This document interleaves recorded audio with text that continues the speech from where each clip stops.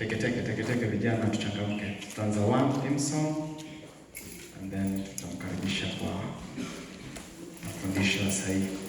Stand up for Jesus, stand up for Jesus, sing.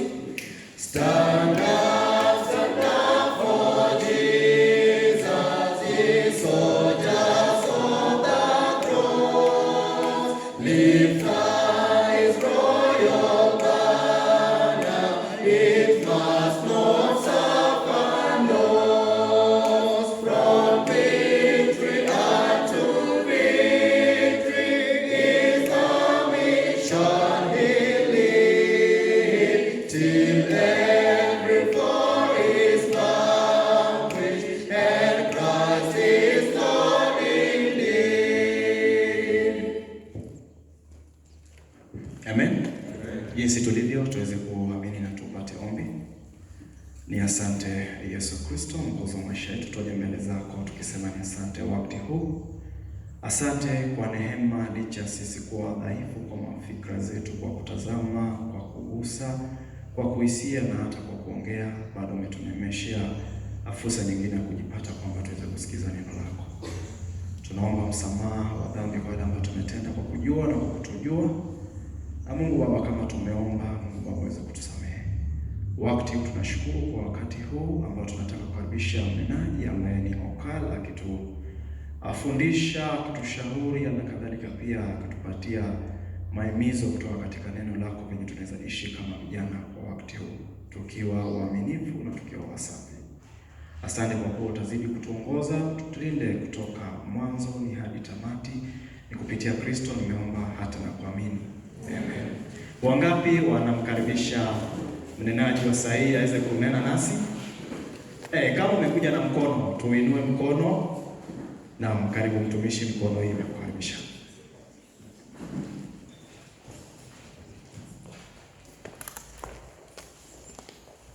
Good afternoon. How many are attending for the second day? How many are attending for the first time today? Welcome, God bless you.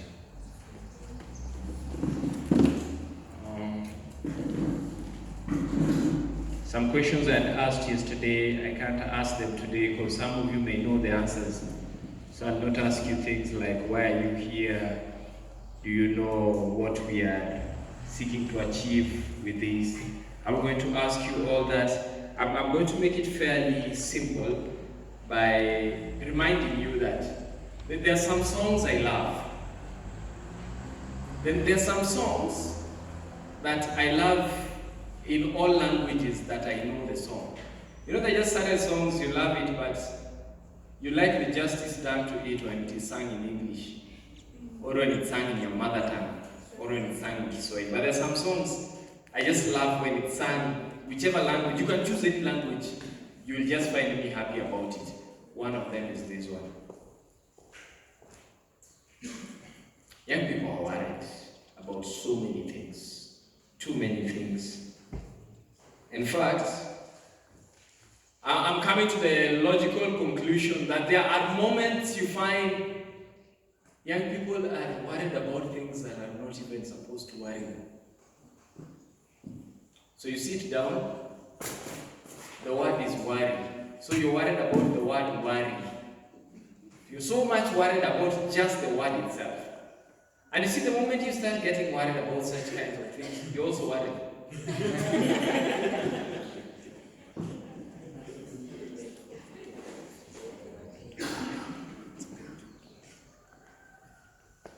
Yeah, he is also worried. And beloved, you are worried about too many things. And there are moments when you find yourself so worried until you don't have enough time for the right things. There's a song in Kiswahili, it's called Huna Kitu. Let me try and sing.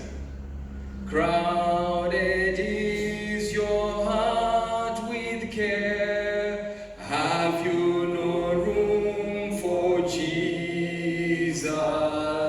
Captured by earth's gilded snare.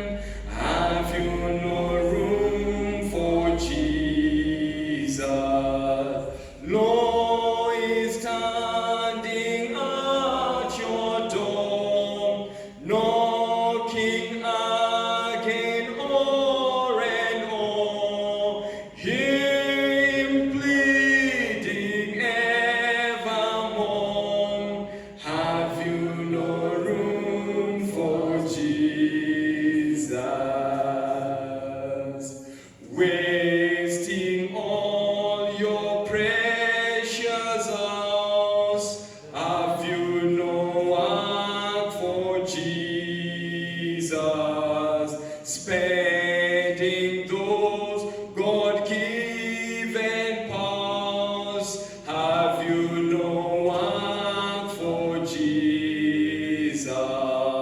Striving not to conquer sin, seeking not a soul to win, bringing not the wandering.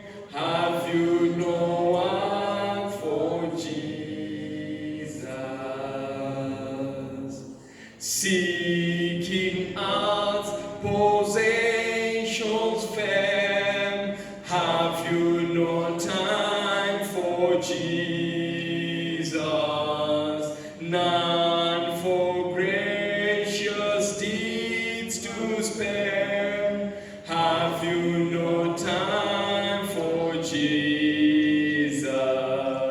Worldly pleasure, wealth and ease, seeking, grasping toys like these, striving only self to please, have you no time for Jesus? Bearing only worthless leaves, have you no fruit for Jesus? In your hands no precious sheaves, have you no fruit for Jesus? Not a grain to store away, not your labor to repay, not a joy for that great day when you shall meet with Jesus. Let us pray. Dear Lord Jesus, help us that we may have time for you. Help us that we may focus on the permanent and eternal rather than the temporal and passing. Help us, dear Lord Jesus, that we may set our minds and our affections on things above, not on the things of this earth. Beloved Jesus, we are also asking you, help us that we may live for you on this earth. Bless us now. Guide us as we get into the next session. May you speak to our hearts, speak to our minds, speak to our soul in entirety, and let us make decisions for you. But God, the testimony in the book Acts of the Apostle, that these men that have turned the world upside down are come hither, may that testimony be made of these youths, that they may turn the world upside down by their fidelity to your word. Is my appeal and pray in Jesus' name. Amen. Beloved, the songwriter says, crowded is your heart with care. Have you no room for Jesus?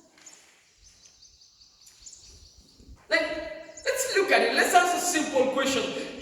He says, captured by earth's gilded snare. The earth has a snare for young people. Have you no room for Jesus? The songwriter questions and says, lo, Christ is standing at your door. He's knocking again over and over. Hear him pleading evermore. Have you no room for Jesus? Beloved, if you can't answer such simple questions, we are in trouble. We are wasting time. And listen to stanza 2 and he says, wasting all your precious hours, have you no work for Jesus?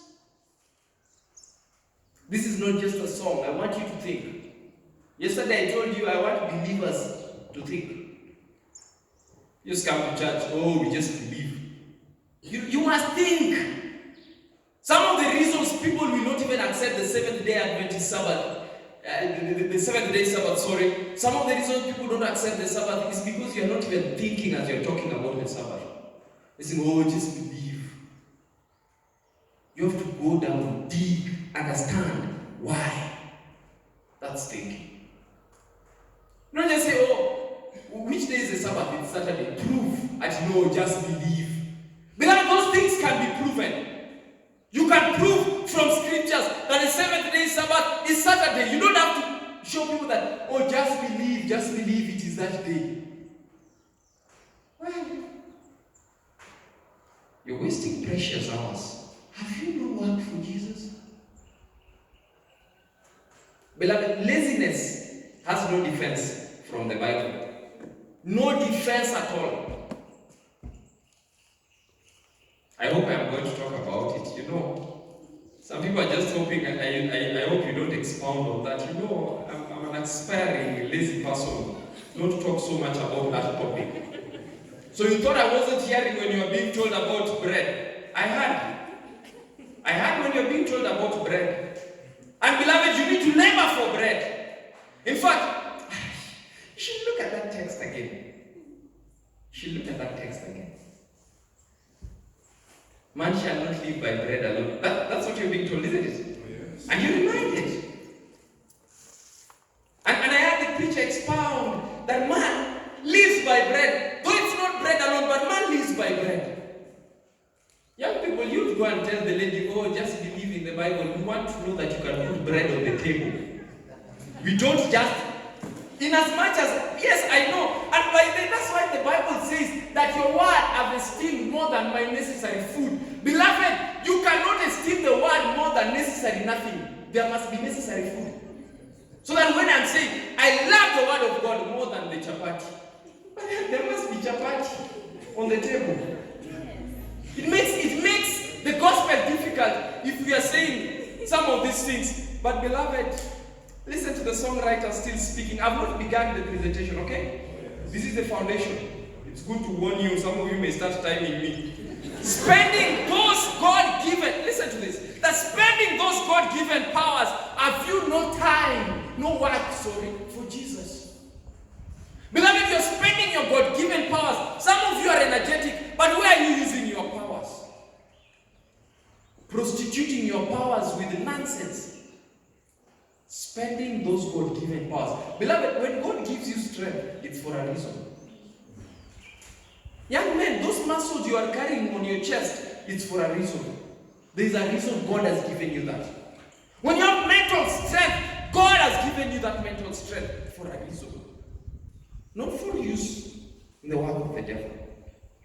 Listen to what the songwriter says. Striving not to conquer sin. Listen to that. There's some of us who you don't even make the attempt to conquer sin. You're relaxing, hoping that sin will catch up with you. I know what I say. There's a reason it says flee fornication. Flee the devil. There's a reason it talks of flee, not crawl away from. Some of us crawl away from temptation and then they look back at temptation, hoping that it may catch up. Then you'll say, I was trying to leave it. You must flee. And beloved, I mean it. You won't say amen. That is you. That is how you behave. We know you. We know you. You won't say amen. But even if you don't say amen, I am going to say the truth. You must learn to run away from temptation. You must learn to run away from evil. Let me tell you, you must have an appetite for the word of God and the things of God, such that when you see temptation coming, you run away. Amen. You have it so well. Lead us not into temptation, but deliver us from evil. Listen, when you are not led into temptation, some of you walk close to temptation. God is trying to keep you away, then you are there. Try to hope that, can temptation just catch up with me? You can't. And that's why the songwriter says, striving not to conquer sin. That's tough. There's some of us who are making no attempt. You should have heard it. You've read it. in the book of Revelation, chapter 2 and chapter 3, there is a monotonous phrase found in the 7 churches, and at the end of every church it says, to him that overcometh will I. To him that overcometh will I. God gives those who overcome. He rewards overcomers, not losers. In fact, I have read the text so well. It doesn't say, to him that struggles. Beloved, Christianity is not a religion of strugglers. It's a religion of overcomers. Amen. You can sit there, I've been struggling with drinking. Struggling. 5 years you're still struggling. It means you don't want to stop. Striving not to conquer sin. You cannot be struggling over and over again. You must come to a point where you say, enough is enough. I'm stopping this thing. The songwriter says, seeking not a soul to win. And I'm not a preacher. Beloved, not everyone. Wait, where have you been reading from? Go back to 1 Corinthians chapter 12. And Paul asked, are all apostles? Are all evangelists? Are all teachers? Why is he asking that? He's saying, therefore, you should desire to have the best gift, that you may glorify God. So don't say that, how will I win a soul and I am not a preacher? God doesn't. Imagine if everyone were preaching, what would you be doing? All of you standing over here on the pulpit. That's why some are preachers, others are audience. When you are in the audience, be a good audience. But I think it's good to know that when you are in the congregation, be a good congregation. Some of us are pathetic congregation, especially the youth. Nowadays they have a problem with youth. They get disinterested in sermons too fast. Too fast. You must learn as young people. And this one I am telling us as young people, and I want us to be serious about it. As young people, you must learn to be good audience. And when I'm talking of good audience, we live in a generation where the sermon is ongoing, then you're pretending that you're checking the verse and you're on WhatsApp. And I don't know why the tendency to be on WhatsApp during sermons, it's contagious. You start it, then it goes like, Mexican wave. Those who understand football, there's something in football called Mexican wave, where supporters on this side start like this and it goes and rolls like that. And that Mexican wave happens in church among the youth. This one opens WhatsApp, this one is on Facebook, this one is on Twitter, Instagram, and you're taking it until the very end. All of you present in absence. You're just sitting here, your bodies are here, but your everything is not here. That's why I like seminars.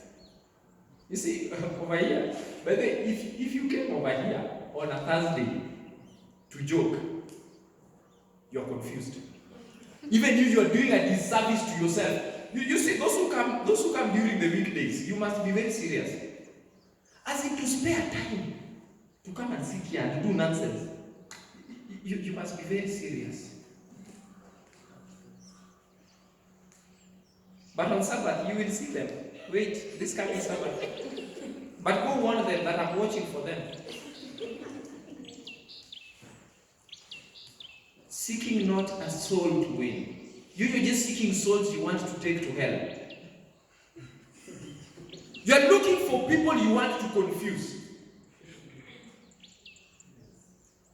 Beloved, let me tell you something. There are some of us, instead of being walking sermons, as in you are walking agents of the devil. Everywhere you're just walking, somebody looks at you and they say, I don't want to be a child of God. But you can't do that. Beloved, even the devil knows that the time is short. You've read the text. For he knoweth that he has but a short time. Even the devil knows that there is a short time. Some of you are living like you're living forever. Somebody say, plan like you will live forever, but live like you're dying today. You didn't understand it. You don't have to really understand it. Just go and think. But living, let me tell you, don't say that I will be righteous tomorrow. Be righteous today, right now. I know somebody is already looking at me and saying, preacher, you're off the script. Remember, your session is about courtship and marriage. You go back, that's where we want. I'm getting there, but before I get there, I must tell you. You know, we have to prepare you, or else you'll get into courtship and you're quoting the wrong thing. So we have to prepare you so that you know what to quote. In fact, listen to the next part that the songwriter says, bringing not the wanderer in. There are some people who are wandering.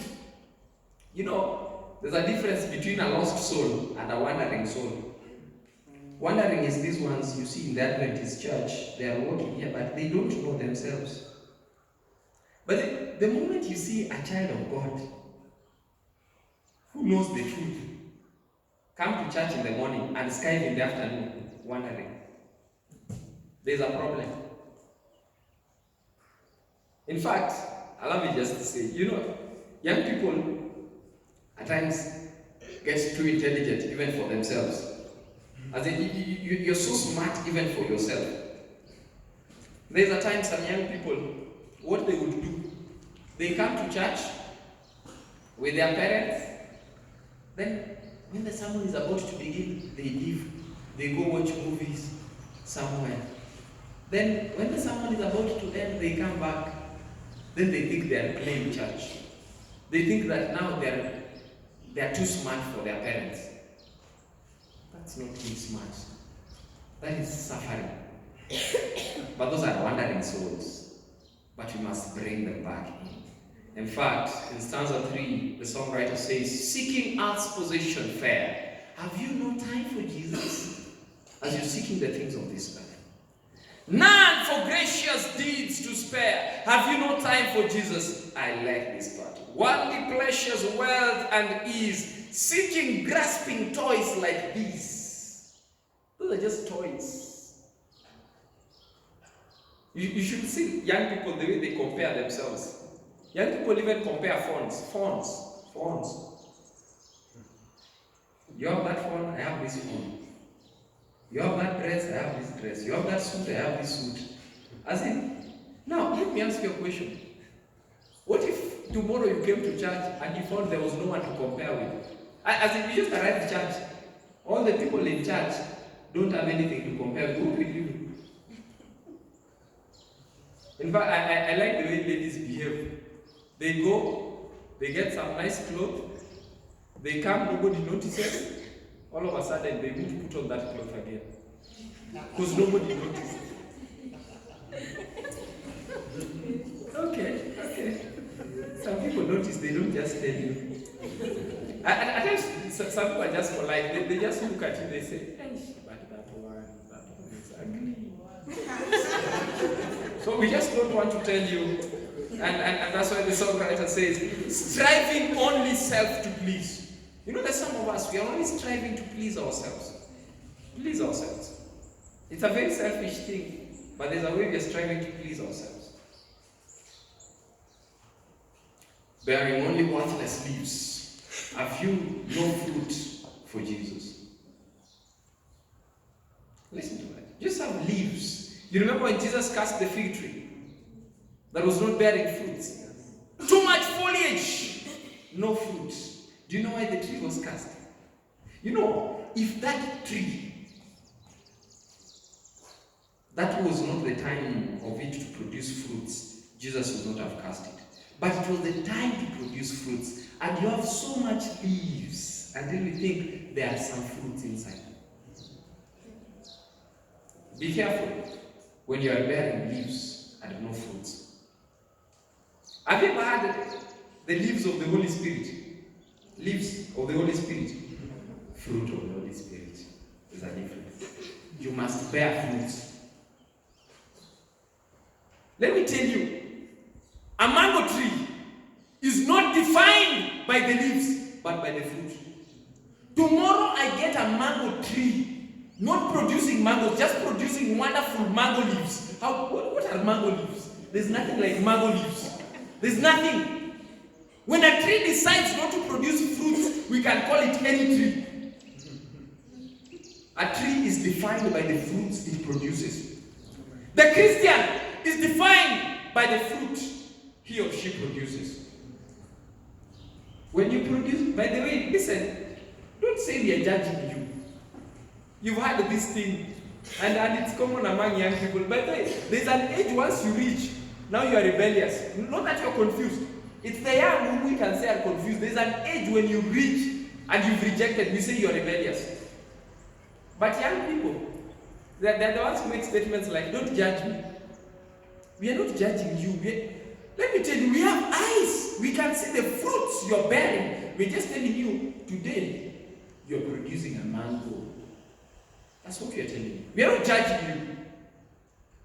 Imagine you go to a pawpaw tree, then you say you're producing pawpaws.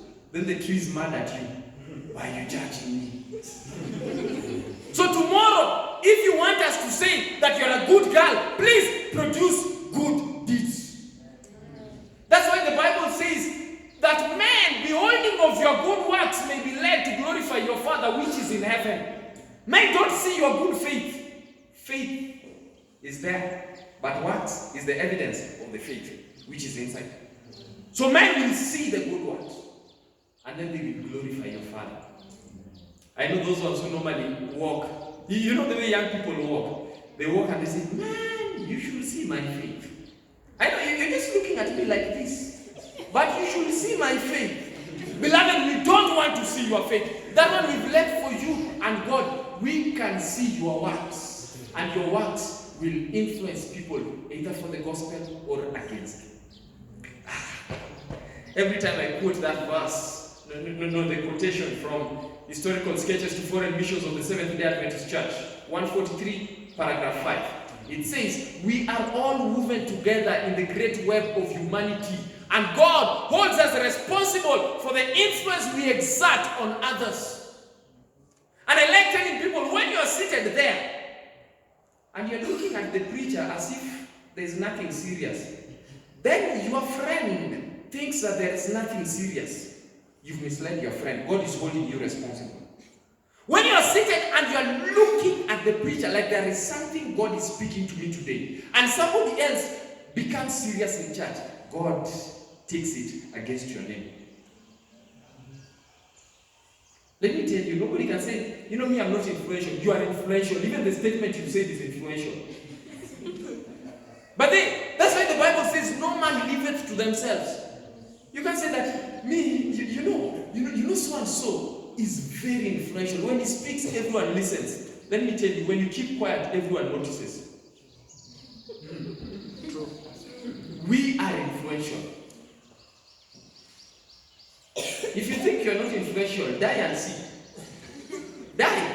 We will tell you on the great day of resurrection how people cried and talked things. You know, when you're alive, they fear telling you. Some of you, we cannot tell you how good you are when you're alive because we will spoil you. Some of you're just balancing delicately between being pride and being confident, being proud and being confident. So if we tell you that you are good, you're going to be spoiled. So you have to keep quiet until you die. Then you come and say it over your grave. This guy was honest. But beloved, do the right thing so that even our tongue can slip. You know, by the way, when somebody mistakes you, how do they mistake you? You know that some of us, if you are mistaken, it's with the wrong thing. Be a child of God, such that when we mistake you, you know it is nice when people want to define you and they say, which guy are you referring to? That one who comes to church early. Okay, I know none of you can be defined like that. Let's look for another one. Which one are you referring to? That one who participates in lesson class.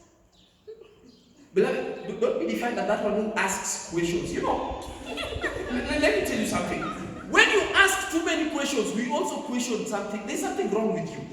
You can't just be, you don't know everything. What have you been reading? Please, even if you don't know, go and read something so that there are some questions you don't ask. You can't be a specialist in question. That the preacher says, can someone ask a question? Hand up. Can someone ask a question? Hand up. Please, know one thing.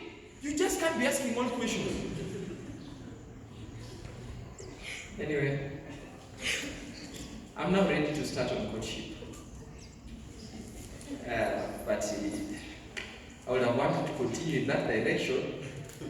That direction was interesting.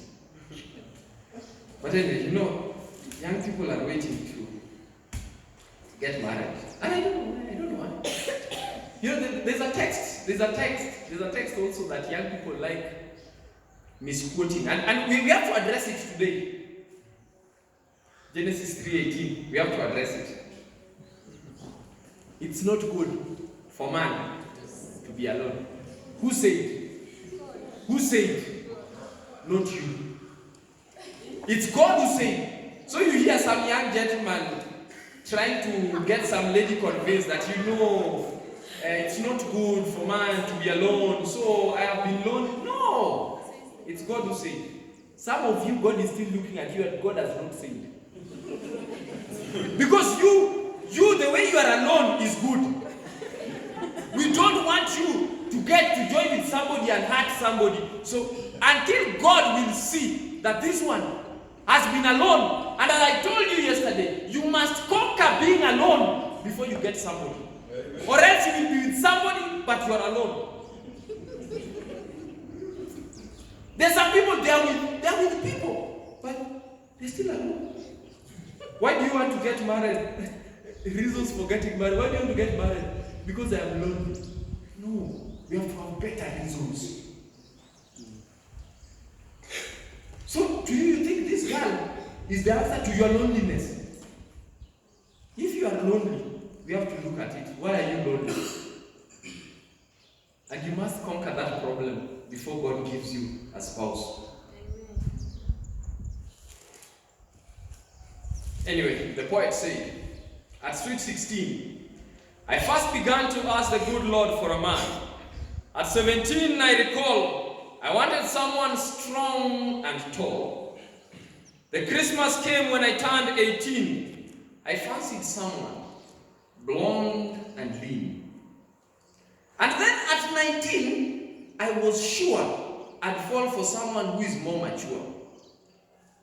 At 20, I still thought I would find romance with someone who has a mind. I retrogressed at 21, and most ladies do. At 21, they stop reasoning, their mind comes down. I retrogressed at 21, and I found the college boys more fun. My viewpoint changed at 22, when one man only was my cue. He broke my heart at 23. So I begged God for someone kind to me. Then when I was 24, I begged for anyone who is not boring.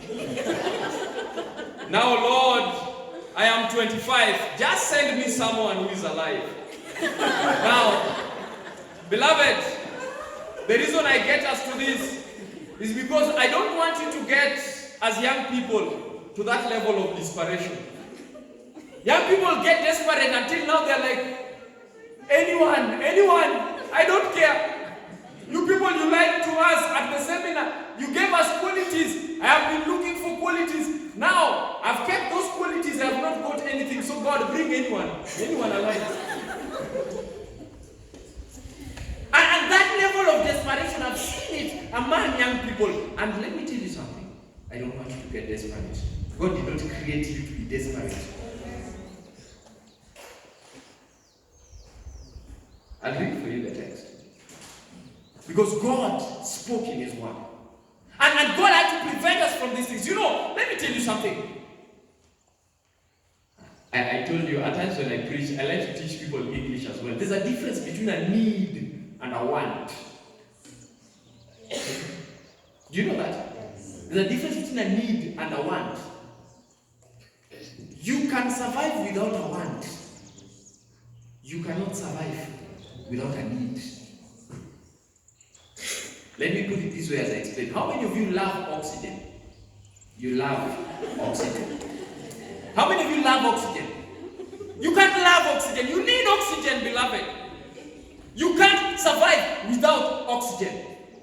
So the moment you're going to tell a lady that, you know what, you are my everything, you're my oxygen. Do you mean before this lady came into your life, you are not breathing? You're even breathing better than now. Then now you're starting to come up with phrases of lying. Please, let's stop it. Be more romantic with other words, but don't lie. You're my everything. You're the one who makes the world revolve for me.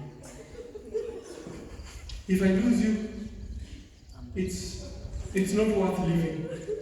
Beloved, let me tell you something. If you lose that lady and life is worthless, just know one thing, you are not living before. You had no life before she came. And even in her presence, you are still dead. I've always argued that. Have you seen these people who commit suicide? It's young people who like doing it nowadays. Young people.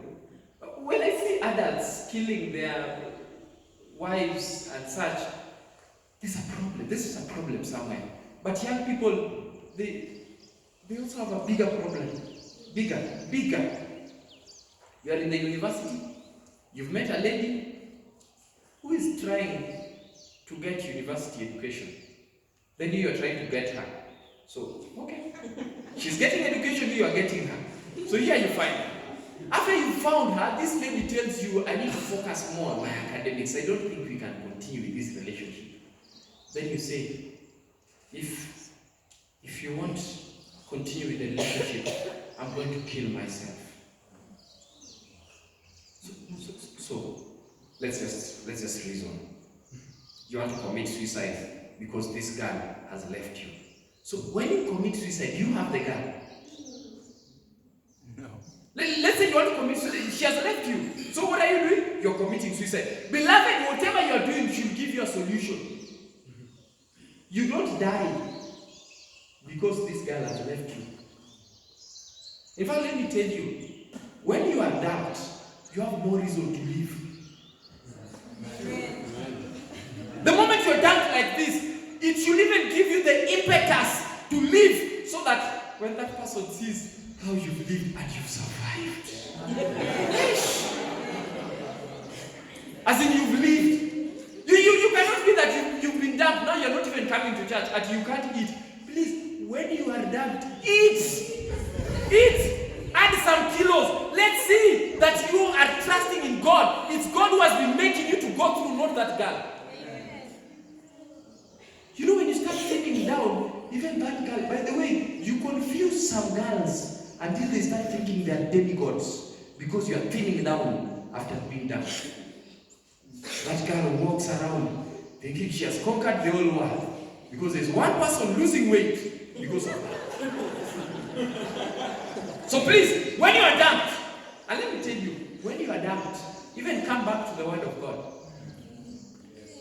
Let me tell you, when you are dumped, come back and look for verses that say, I will never leave you nor forsake you. Look for such verses. Come back. By the way, the only person who can tell you that is God. The Bible says, can a woman forget her suckling child? Yes, she may. But God says, I will never leave you nor forsake you. That's why you have to start with God.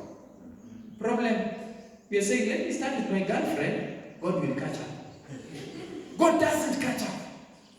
If you don't start with God, you've not started. In fact, you are suffering. Let me tell you something.